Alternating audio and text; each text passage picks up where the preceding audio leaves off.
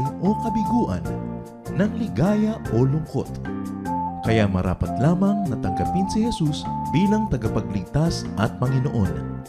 At matapos yun ay panariwain ang katapatan at paglapit sa Kanya bawat araw o day by day. Ang day by day ay naglalayong umalalay sa pang-araw-araw na pamumuhay. Narito po si Kuya Ed Lapis sa mensaheng pinamagatang Huwag ka nang mainis sa Kanya.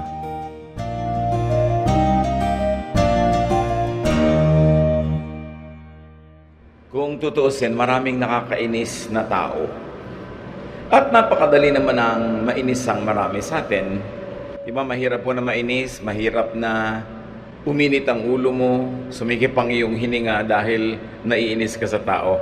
Paano ba hindi mainis? Yan po ang isa sa mga madalas matanong sa anyong lingkod.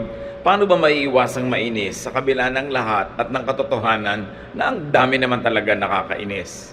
At ang tanong, sino po ang kinakainisan nyo? Na kahit ngayon, katakay lang kanta, pero actually may nakakainisan kayong tao.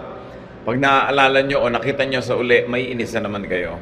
Ang title ng pag-aaral natin ngayon, Huwag ka nang mainis sa Kanya. Salamat Panginoon dahil kayo pwede naming tanungin. Maaari kaming lumapit sa inyo at magharap ng karunungan para i-apply sa pang-araw-araw na buhay namin. Napakalaking sagabal sa aming kabanalan, sa kapayapaan at sa aming kalusugan ang mainis. Kaya itong bagay na ito, Panginoon, turuan niyo po kami. Bigyan niyo kami ng kaliwanagan at ngayon humihingi kami ng kapatawaran sa aming mga kasalanan. We declare to you, Lord, our sinfulness. We come short of your glory. We commit sins and we omit good things that we should be doing. Patawarin niyo po kami, Lord, and thank you that you remember that we are dust. Fill us with your holiness, cleanse us with the blood of your Son, Jesus, make us whole, and now guide us unto practical wisdom para hindi kami mainis o mabawasan ang pagiging mainisin namin. We ask you to be our speaker. May your voice be king over this gathering. We ask you, Lord, to speak powerfully, majestically, and speak in a way that will heal us, lead us. In the name of Jesus, your Son, we pray. Amen. Talagang maraming taong nakakainis. Kahit ka pa Kristiyano, kahit ka pa Bible lang Bible, totoo yan. Many people could really be very irritating, annoying, vexing. Genesis 6:5, the Lord saw how bad the people on the earth were, and that everything they thought and planned was evil. Bagong-bago pa lang ang creation, na isa na yan sa mga nakita natin na ang daming naiimbento ng taong mga kabalbalan, kasinungalingan, kasamaan. At dahil doon, nakakainis tuloy sila.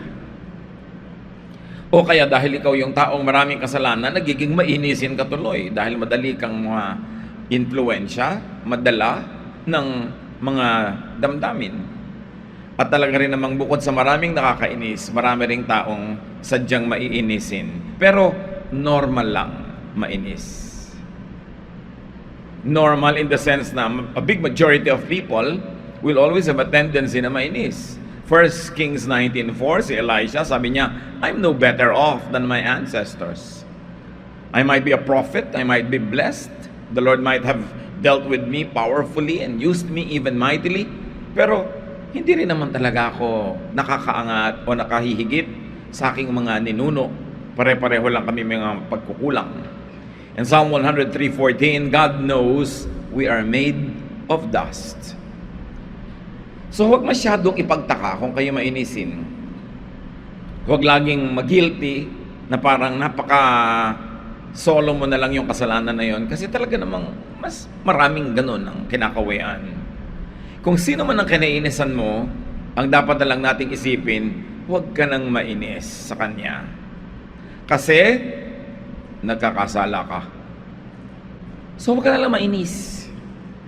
Dahil ikaw yung talo, ikaw yung malulugi, ikaw yung magbabayad.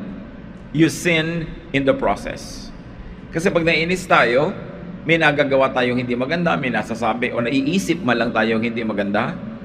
At kung minsan may ginagawa pa tayo laban doon sa taong kinakainisan natin, therefore, how can you be sinless when you will always allow yourself na mainis?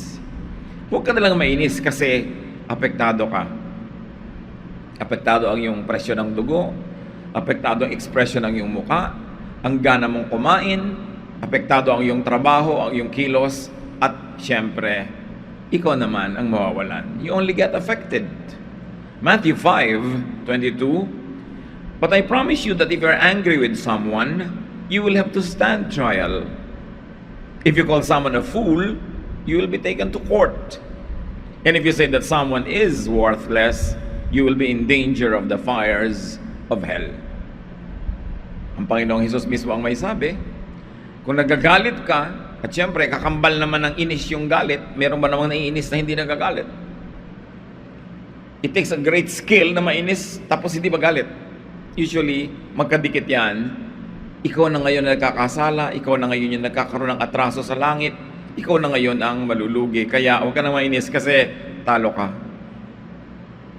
Ang mainis, talo. You only lose physically. Why? Your health is affected. You only lose mentally because instead of focusing on fruitful thoughts, you begin to dwell on sometimes even destructive thoughts.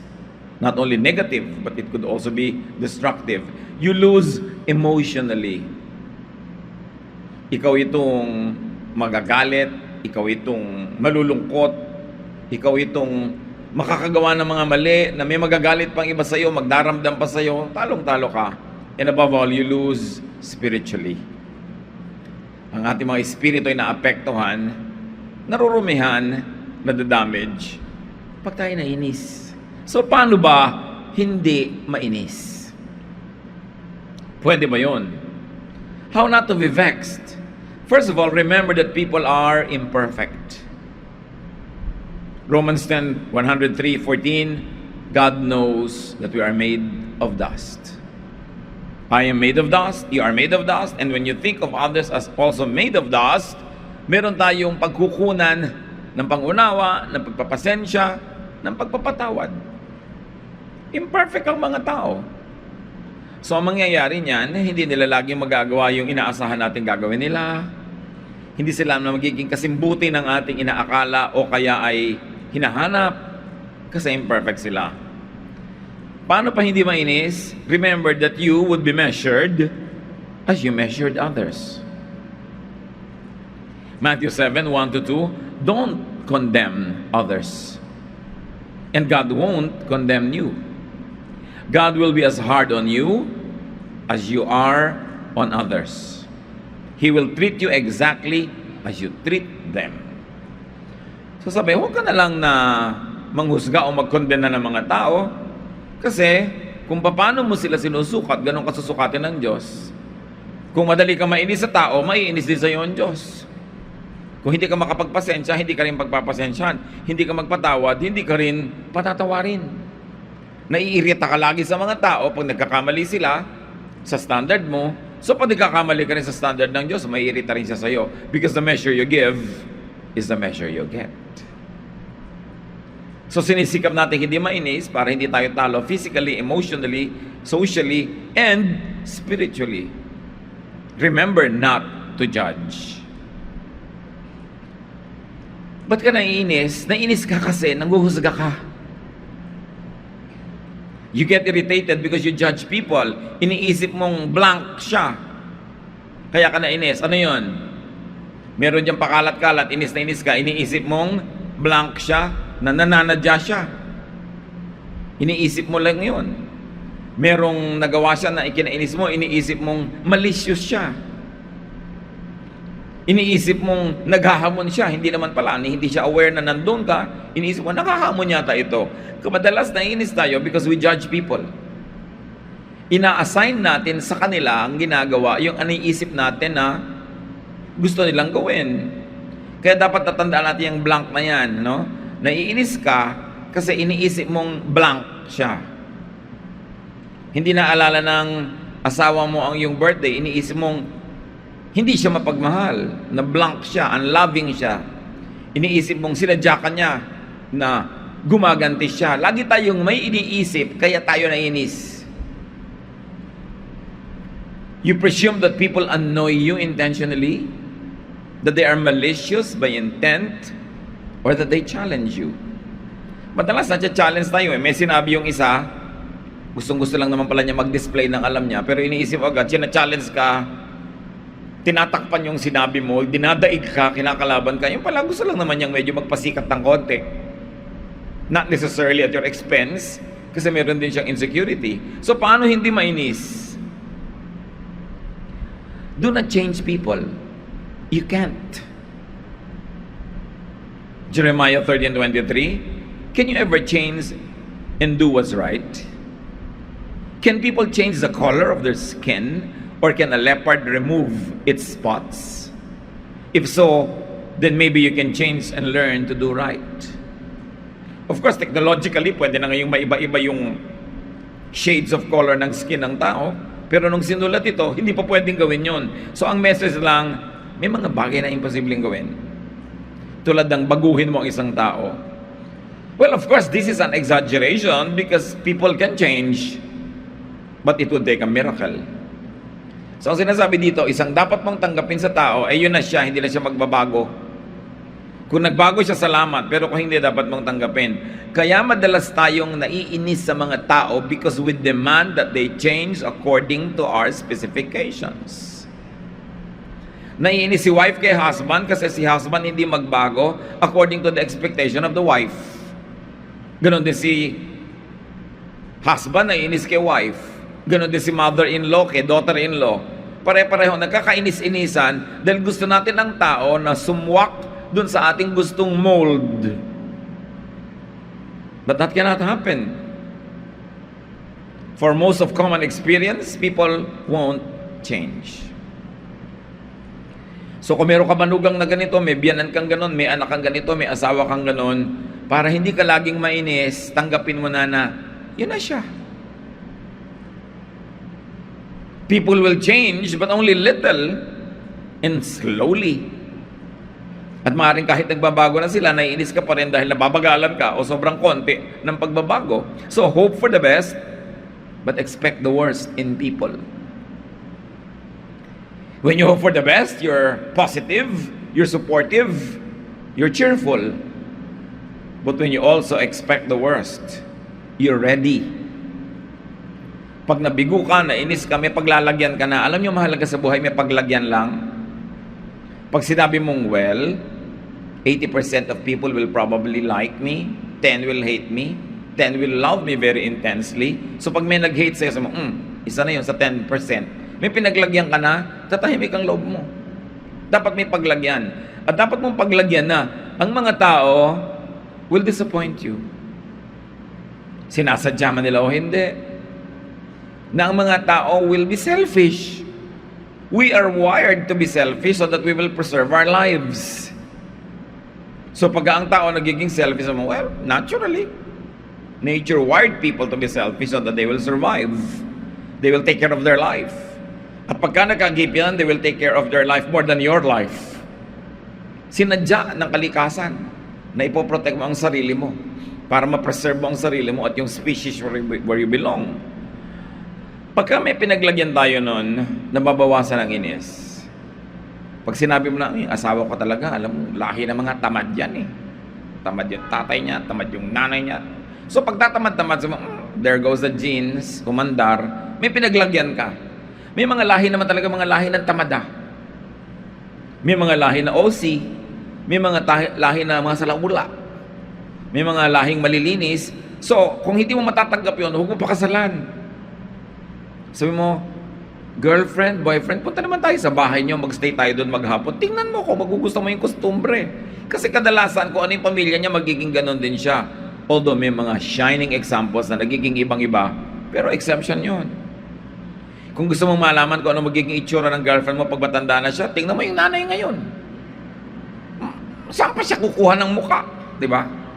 Nasa lahi lang yan, lahi-lahi. So pag sabi mong, there goes the lahi, there goes the dugo, there goes the genes, papayapa ka na, hindi mo na nilalabanan yung agos. To avoid getting angry at people, accept that they are imperfect. Inspire them, help them, pray for them to be better. But accept that they are imperfect, that they have a fallen nature, na talagang tayo ipinanganak sa pagkakasala, that they probably won't change for the better. Kaya nga ang pagpapakasal, pagtanggap tinatanggap mo ang tao, hindi for what the person can become, but for what the person already is. Kaya nga sinasabi, for better or for worse. Maging better man yan, maging worse man, tanggap mo na. To avoid getting angry at people, accept them. Sa mga may asawa sa inyo, gusto ko itanong, sa puntong ito ng inyong pagiging may asawa, natanggap nyo na ba ang asawa nyo? O itinatanggi-tanggi pa ninyo na ayaw ko sa kanya, ayaw ko ng ugali nito, ayaw ko ng ganon, ayaw ko ng ganon. Habang buhay na lang kayong merong tunggali, natanggap nyo na ba? Lalong-lalo naman yung mga magulang, natanggap nyo na ba mga anak nyo na ganyan talaga? Yan ang anak nyo. Kung kayong magulang, ang kauna-unahang hindi tatanggap sa anak nyo, sino pang inaasahan yung tatanggap dyan? Natanggap nyo na ba ang inyong mga sarili? Na yes, meron akong katangian, pero meron akong kapintasan. I'll do my best with God's help. But knowing that the leopard cannot change its spots, I will still accept myself though I fail by my own standards. Kasi baka gumagawa ka ng pang iba, standard, hindi pang sayo. This is probably Jesus' secret. Why He loved everybody. Because He accepted everybody. O ganito ka, sige, acceptin kita. Nakakainit naman talaga ng ulo yung mga disciples niya. Di ba? Kakasabi lang, nalimutan na naman, mali mali ang mga application. Sabi na, ay, nako, how long will I be with this generation? Pero love pa rin siya ng love. Do not wait for people to change. You'll wait in vain. Or, you'll wait a long time kung magbabago man siya. Dapat pag ang tao nagbago according to what you like, bonus na lang. Pero hindi man magbago, yun na yung price nyo, tanggapin nyo na. So don't hold your breath waiting for people to change. Continue living. Enjoy as much as you can. And just take people as you find them. Now, because they won't change, do something more doable. You change. Hindi mo nun pwedeng kontrolin yung iba, pero ikaw, mas may kontrol sa sarili mo. You change your interpretation of what they do. Halimbawa, ting umaga, may kapitbahay kayong kanta ng kanta, nagigising ka. Nananadya talaga to. Talagang ignorant itong kapitbahay ko. Talagang tagabundok ang ugali nito. Mainis ka na. Pero pag sinabi mong, ang dami siguro niyang problema, sa pagkanta na lang nakakahinga-hinga, baka mamaya padalan mo pa ng ulam. Kung hindi sila nagbabago, ikaw magbago ng pananaw. Change your point of view. Pag masyado tayong defensive, nagiging mainisin tayo Pero pag mas loving ka, hindi ka insecure, hindi mo iniisip na lagi kang sinasadya, kinakawawa, iniisip mo, siguro siya ang kawawa. Siguro may kailangan siya. Bakit yung magsasalita na lang ako, kinakat ako nitong tao na to? Well, siguro kailangan niya maging star.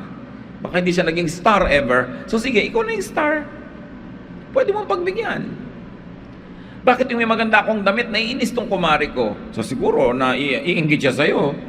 So sabihin mong, well, papangitan ko na lang konti para huwag siya ma-insecure.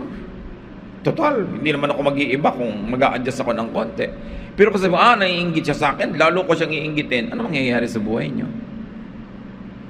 Change the way you think. Then you could be in control. At least yung pag-iisip nyo, kapatid, kaya nyo kontrolin. Yung pag-iisip ng kapwa nyo, hindi nyo kayang kontrolin. So do what is doable and do not do the impossible. You could avoid getting annoyed and vexed and stressed, inis and angry just by changing the way you think. Pag meron ang ingay-ingay, nagising ka, iniisip mo talagang walang modo to.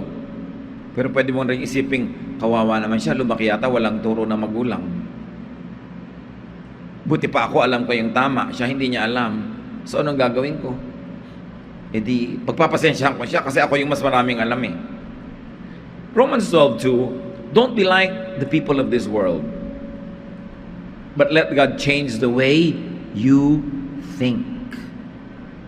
Then you will know how to do everything that is good and pleasing to Him. So it's all about the way you think. What is the way and how is the way you think about your mother, your father? Pag utos ng utos sa iyong nanay mo, iniisip mo, pala utos lang natin ito, nakakainis. Or, baka hindi naman niya ako talaga gustong utusan, pero utos siya ng utos para huwag akong lumayo kasi gusto niya akong kasama. Alam niyo ba na maraming magulang utos ng utos, pero gusto lang kasi nandun ka?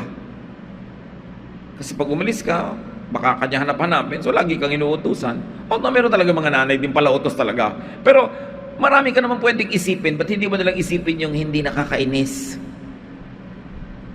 Bakit ang iisipin mo yung nakakainis, mainis ka tuloy? You can create your own reality. In fact, kahit nakakainis talaga yung tao, pag inisip mong hindi siya nakakainis, hindi ka nainis. Kahit nakakainis siya talaga. Ano bang mahalaga? Kung ano siya o kung ano yung nararamdaman mo?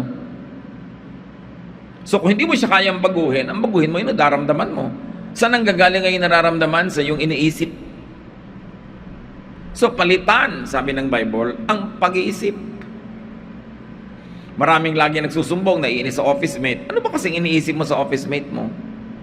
Palitan mo yung pag-iisip mo. Sabi pa, mayroon akong office mate, lagi na lang kung magbiro, ang pangit-pangit. So anong pwede mong isipin?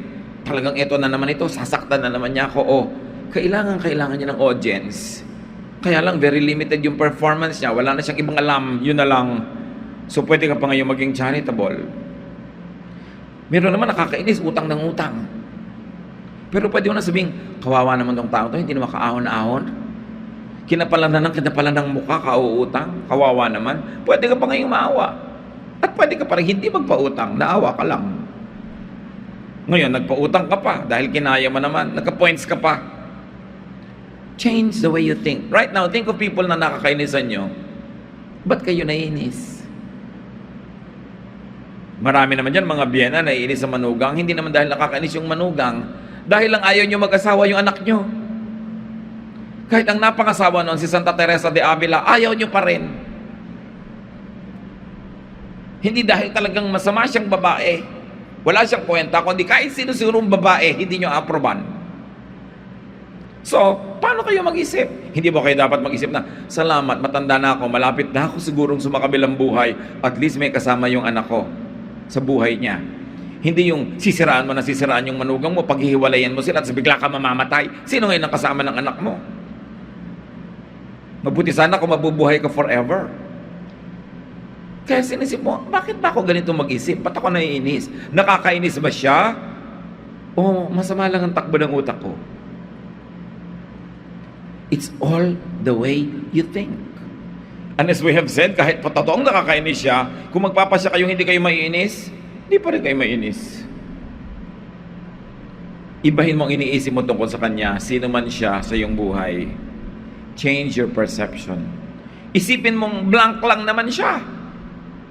At ito yung key para hindi mainis. Isipin mong blank lang naman siya. Ano yon? Iniinis ka, ang chismosa niya, tanong ng tanong, nakakairita, isipin mong mausisa lang talaga siya. Ganyan lang talaga yan, walang magawa. No? Ngayon, lagi kanyang nagagawa ng hindi tama, isipin mong nagkakamali lang naman siya. Hindi naman niya sinasadya, talaga lang kulang, no? Limitado lang naman talaga siya. Yung parang nasasakal ka na sa kanya, napaka-aggressive, isipin mo, kandara pa lang naman siya. Gusto lang niyang pumapel, no? Marami pa yan, isip mo lang naman, nagsisikap lang naman siya na magpasikap. Bakit kaya ganito to? Kino-contest na lang lahat ang ginagawa ko sa office, lagi nagpapasikat, isipin mo, may mithiin lang siya, gusto niya maging manager. At sa totoo, hindi naman masamang mithiin niya yun. O kaya bakit kaya siya laging nananakit? Pwede mo isipin, nagtatanggol lang naman siya sa sarili. Kasi nadala na siyang laging masaktan, nang uuna na lang siya ngayon, siya na yung nananakit. Kaya kung minsan may tao, ang pangit-pangit ng ugali, ang sama-sama magsalita, pwede mo sabihin, Who broke your heart and made you write that song? Diba? Sinong bumigo sa'yo? Sinong gumiba sa'yo at giba-giba ka? Bakit ka ganyan? Bakit ka gumaganti sa buong mundo? Anong ginawa sa'yo ng mundo? So you can be more understanding. Pwede mo sabihin, ganyan lang naman kasi isip bata pa lang. Hindi pa nagmamature. So in other words, pag sinabi mong, isipin mong blank lang naman siya, baka mo maunawa. At least mapagpasensyahan. Pwede pa, baka mamahal mo pa eh. Kasi ang totoo, ganun lang naman talaga ang mga tao. Bihirang-bihira yung mga tao nagigising sa umaga, nakalagay agad sa plano, kanino kayang buhay ang wasakin ko ngayon? Di ba? Paano ko kaya iinisin ang biyenan ko ngayon? Di ba? Hanggang manigas siya. Wala namang ganun eh. Pero sa araw-araw na paggagalawan natin, pagsasama-sama, natural nagkakabangga-banggaan. Kasi para tayo mga bola sa bilyaran. May isang puti galing sa langit o galing sa impyerno o galing kung saang bola, tumama kung kanino, nabunggo siya, nabunggo ka rin, nagkabunggo-bungguan na kayong lahat. Pero kung tutuusin, hindi naman kayo nagpasimuno, yun lang puting bola. Merong nakasagasa, meron ba namang balak niyang sagasaan niya ang bata? Kaya minsan may nakasagasa, gugulpihin pa ngayon ng mga tao doon, hindi tuloy nadala yung bata sa ospital. Gumising kaya siyang hahanap ako ng sasagasaan ngayon. Nagkakaganon-ganon kasi ang buhay eh, no? Although, mag-iingat din kayo, talaga mandurukot. Saan kaya ako mandudukot ngayon? Plano na talaga yon, no? Meron talaga, pero hindi lahat ganun. At iisipin mo rin kung talagang i-stretch mo yung pangunawa mo, bakit kaya siya nandudukot? Ano nangyari sa buhay niya at wala siyang naging ibang trabaho kundi yun? Ano mga kabiguan ang humantong sa buhay niya na naging ganito siya? Distorted, warped, twisted. Maaawa ka pa. Kaya si Jesus maawain eh, kahit sa nakakainis. Kasi malalim ang pinagkukunan niya ng pangunawa doon sa tao. So just think of whoever ang kinakainisan niyo as curious, as mistaken, maybe limited or just overeager, insecure perhaps, trying hard, o meron lang siyang goal, kaya ka natatapakan, may gusto siyang abutin, pakalat-kalat ka kasi, kung hindi ka nakakalat yan, hindi ka niya matatapakan. Defensive lang siguro siya or immature. Then you will find space in your heart to accommodate people, to understand them, to avoid getting angry at them. So, dali na. I-apply agad ang simpleng bagay nito sa mga kinakainisan nyo. At i-apply pa ulit-ulit pag paulit-ulit kayong maiinis. Yung ganyan lang naman siya kasi blank lang siya. Nagmamadali lang siya, kaya niya ako natapakan. Diba? May problema lang siya ngayon, kaya absent-mindedly, nabusan niya ako ng kape. Iniwan lang siguro siya ng asawa niya. Kaya siya naiinggit sa mga sweethearts. Kaya siya bitter. Kung hindi mo alam, umimagine ka ng isang kwentong mahahabag ka sa kanya. Kasi kahit precise yung kwento na yun or not, napalitan yung iniisip mo. Di ba ang mahalaga yung nararamdaman mo? Hindi naman yung reality niya. Kasi yung reality mo, doon ka responsible for yourself and to God. So take good care of your health, your body, your emotion, your spirit. Bakit kayo maglalagay ng lason sa swimming pool na kayo din ang lalangoy? Bakit kayo maglalagay ng lason sa sopas na kayo rin ang kakain? Pero tuwing inapayagan mong mainis ka, nilalason mo ang sarili mong puso. Nilalason mo ang sarili mong buhay, sinisira mo ang sarili mong kalusugan, sinisira mo pa ang spiritualidad mo kasi baka magkaroon ka pa ng kaaway, mananagot ka pa kung lumaon.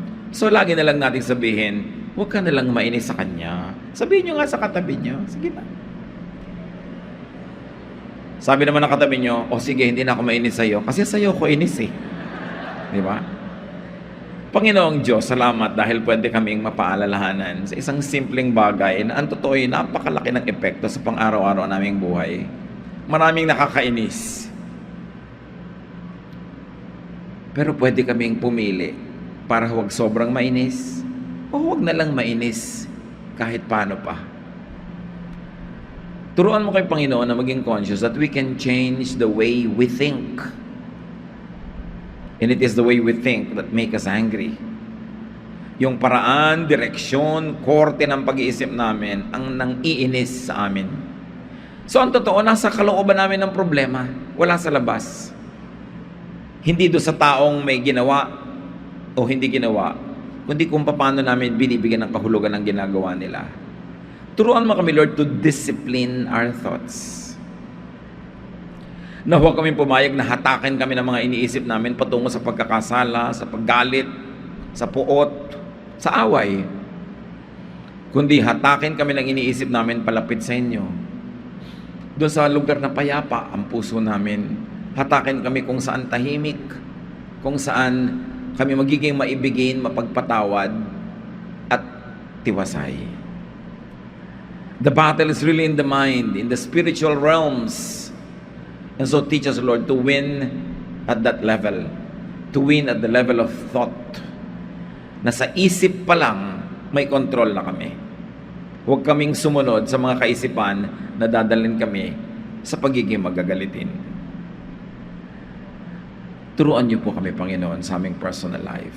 To be watchful, to be sensitive, and to reject thoughts that cause us to sin and cause us to displease you. Panandalian tayo magbulay-bulay habang nakayuko sa presensya ng Diyos at patuloy na pakinggan ng udyok ng Espiritu. At nais kong hamunin kayo, alalahanin nyo yung mga tao, top 5 or top 3 people na pinaka-nakakainis sa buhay nyo. Madaling makainis, laging nakakainis. Subukan nyo in silence, apply to them yung blank lang naman kasi siya. Insecure lang siya. Wala lang siyang pera. Bigo lang siya. Malungkot lang kasi siya and all that.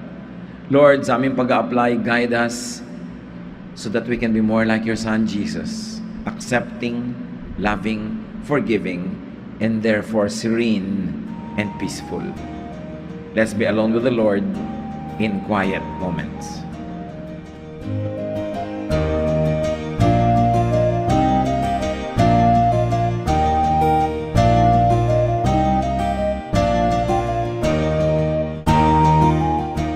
Ang katatapos pong mensahe ni Kuya Ed Lapid ay pinamagatang, "Huwag ka nang mainis sa Kanya."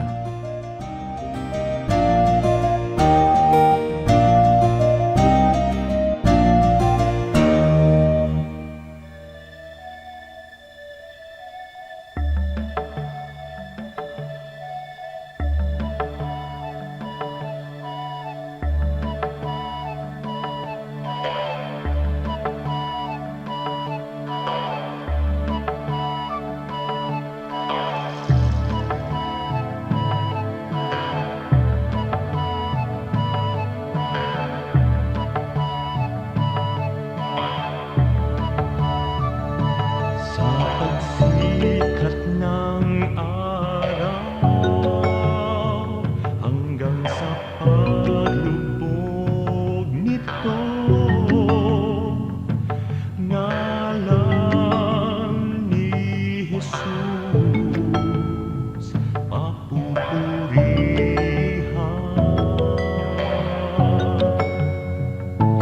Sa pagsikat ng araw hanggang sa paglubog nito, ngalan ni Jesus papupurihan.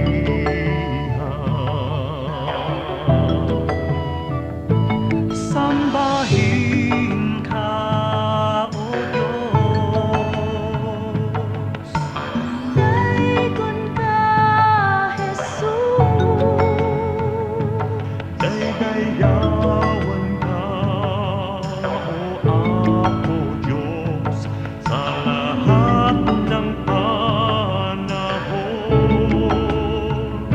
Sambahin ka, O Diyos. Kaluhuran ka, Jesus. Sa lahat ng dako,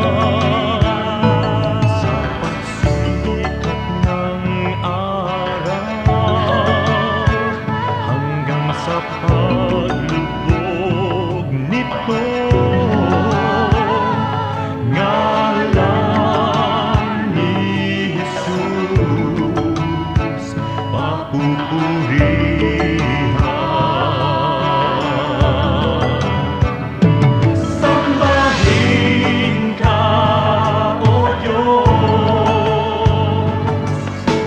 daikon ka, Jesus, daydayawon ka, O Apo Diyos, sa lahat ng panahon.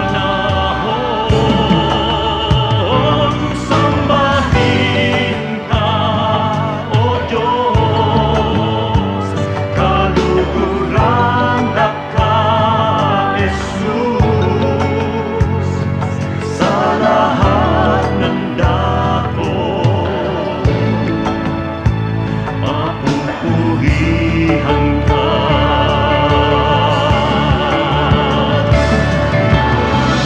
Sa pagsilay ng liwanag mula doon sa silangan, nadarama't nakikita ang sa inyong pagmamahal. Lumalandas, humahawan, tumatanglaw sa aking daan, nangunguna, gumagabay sa aking bala ng hakbang. Sa pagdatal niyong gabi na malamig at mainam, akin namang nalalasa ang inyong kapayapaan.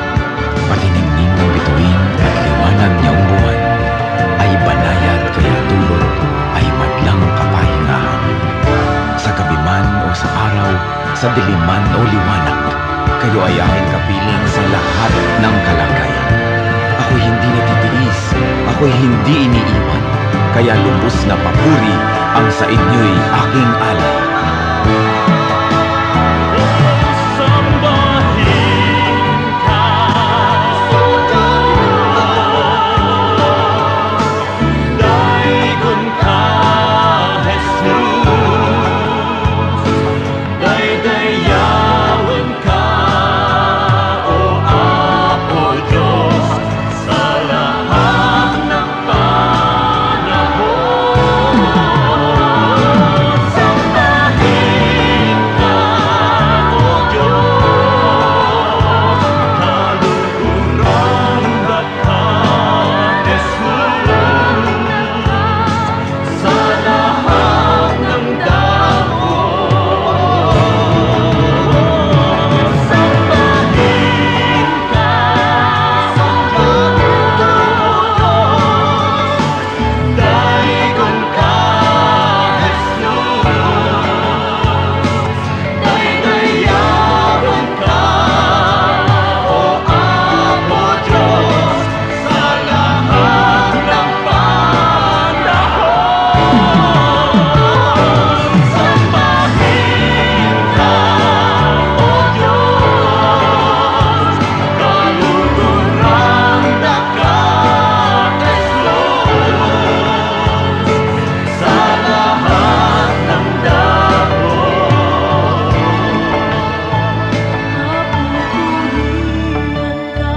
Mapupurihan ka, Daikon ka, Jesus.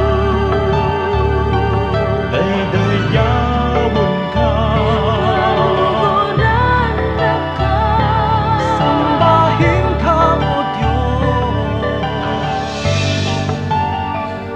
Mapupurihan ka.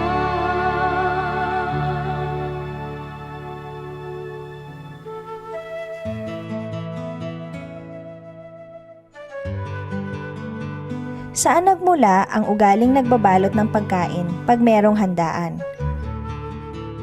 Sobra tayong mapagmahal, lalong-lalo sa kamag-anak, lalo sa kapatid, sa nanay. Kaya pag may handaan tayong pinuntahan at nasarapan tayo, gustong-gusto nating matikman din ng mga kamag-anak natin yung nakain natin. Kaya kung minsan magpaparinig, maghihintay-hintay o diretsahang hihingi para makapagbalot. Hindi kasi natin kayang magsaya na hindi natin isinasali ang mga mahal natin sa buhay. Marami ang pinag-uugatan ng ugaling ito at malalim at matagal na. Halimbawa, ang mga ipugaw, kung may mga kanyaw sila, kaugalian na lahat ng umattend may daladalang ulam pag-uwi. At lahat ng ating mga sinaunang mga tribu, mga lipunang Pilipino, merong ganyang kaugalian. Kaya lang, kung minsan naman dapat isipin natin baka konti lang yung handa, marami pang ibang kakain, tapos gusto mo na makapag-uwi, kaya bibigyan din natin na hangganan yung ating paigiging maibigin sa ating mga kamag-anak sa pamamagitan ng pag-iisip din kung kaya ba noong may bahay na pauwian lahat ng bisita.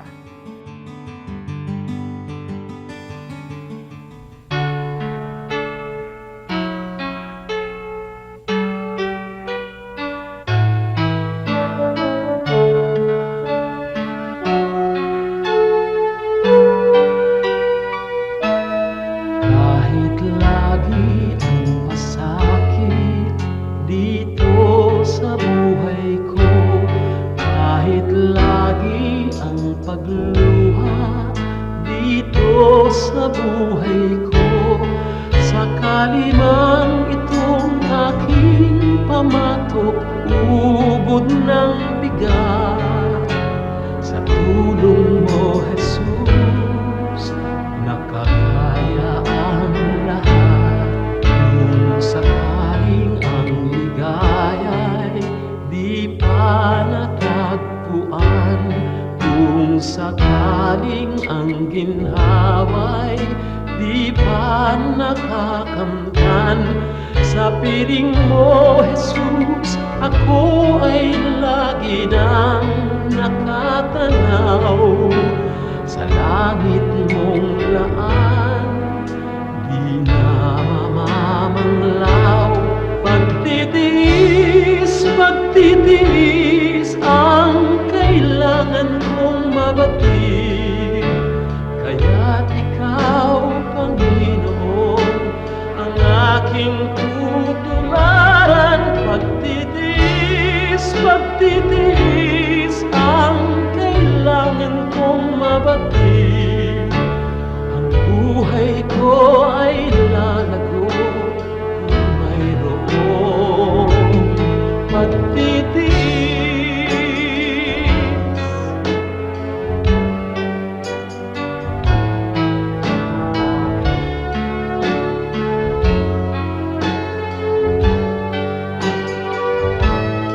Kung sakaling ang ligaya'y di pa natagpuan, kung sakaling ang ginhawa'y di pa nakakamtan, sa piling mo, Jesus, ako ay lagi nang nakatanaw sa langit mong laan, di na mamamanglaw. Pagtitiis ang kailangan kong mabatid, kaya't ikaw, Panginoon, ang aking tutularan. Pagtitiis ang kailangan kong mabatid, Espiritu ay lalago kung mayroong pagtitiis.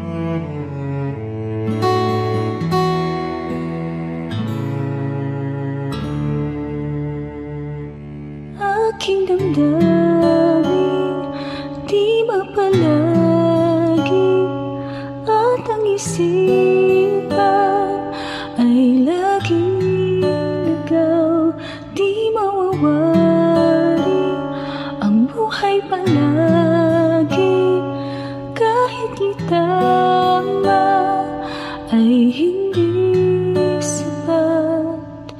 Nais kong itabang lahat, ngunit iabot at di sapat. Jesus, kailangan kita. Jesus,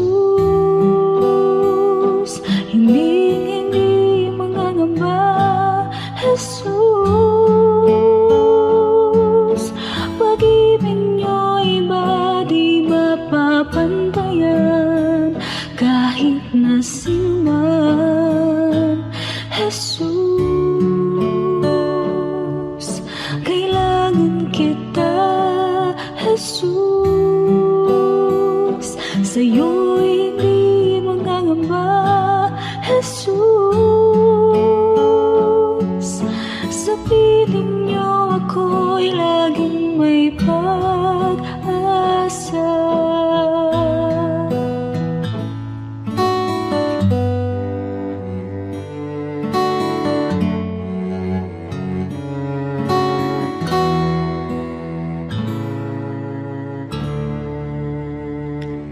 Aking damdamin, di ba palagi at ang isipan ay laging ikaw, di mawawari ang buhay palagi kahit di tama ay hindi sapat. Nais kong itama ang lahat, ngunit di abot at di sapat. Jesus, kailangan kita. Jesus, hindi mangangamba. Jesus, pag-ibig niyo'y iba di mapapantayan kahit na sino man. Jesus, kailangan kita. Jesus, sa'yo'y hindi mangangamba. Jesus, sa piling niyo ako'y laging may pag-asa. Jesus, kailangan kita. Jesus, hindi mangangamba. Jesus, pag-ibig niyo'y iba di mapapantayan kahit na sino man. Jesus, kailangan kita. Jesus, sa'yo'y hindi mangangamba. Jesus, sa piling niyo ako'y laging may pag-asa.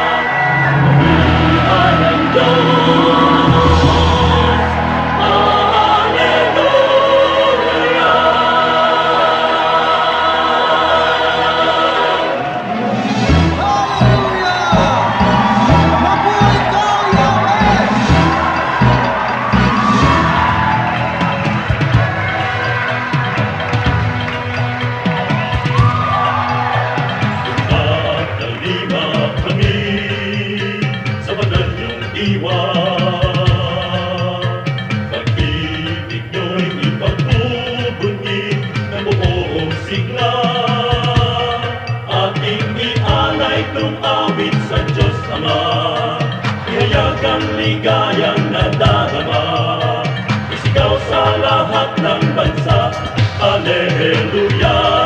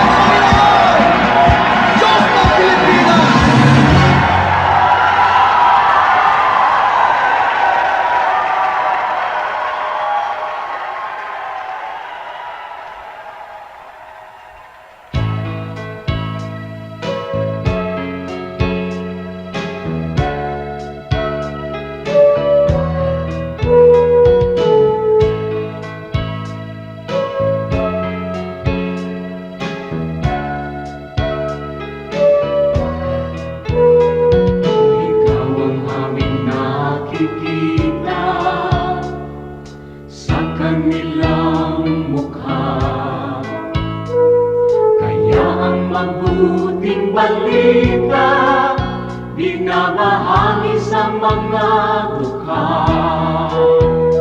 Ngunit paano nilang masisi silayan ang habag at pag-ibig mo.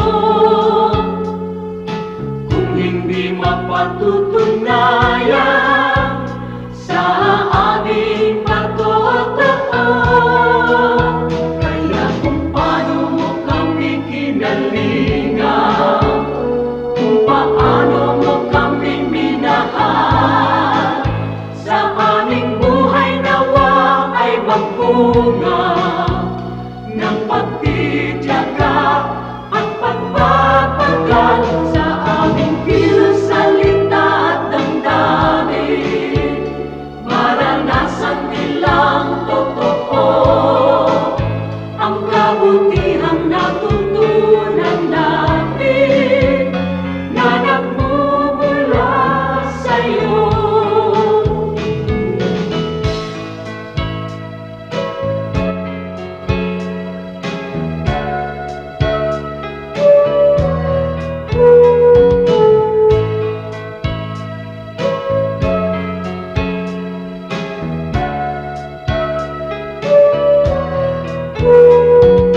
Kung ang tao at ang lipunan ay laging makasarili,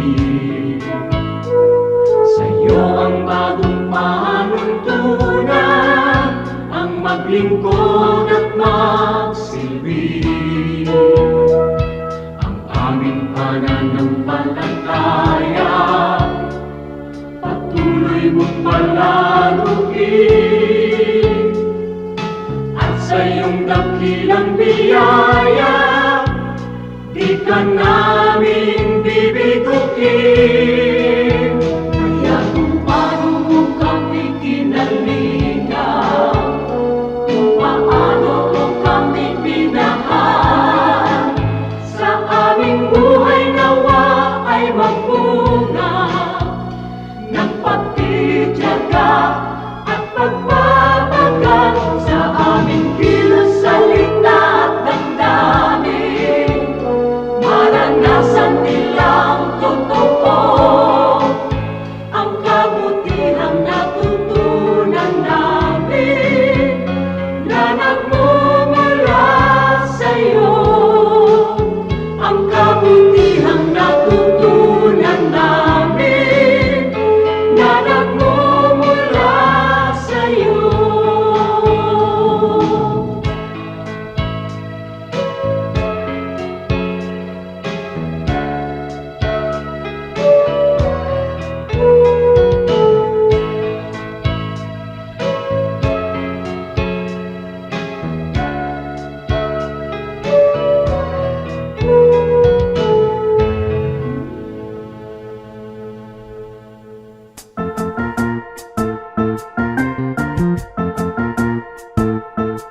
Oras na po para pansamantalang magpaalam ang programang Day by Day. Tayo po'y magsama-sama tuwing ika-6 hanggang ika-7 ng umaga, araw-araw. Magandang umaga po at mabuhay ang Panginoong Hesus!